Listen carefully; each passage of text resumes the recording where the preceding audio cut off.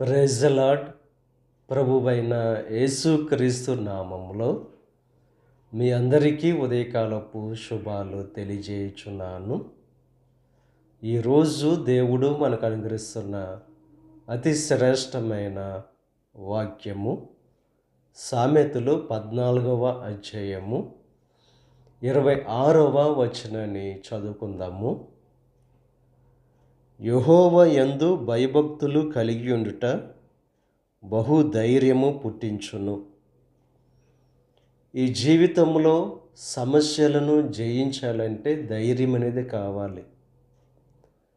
ఆ ధైర్యము ఎలా కలుగుతుందంటే యెహోవా యందు భయభక్తులు కలిగి ఉండడం ద్వారా. ఎవరైతే దేవుని యందు భయభక్తులు కలిగి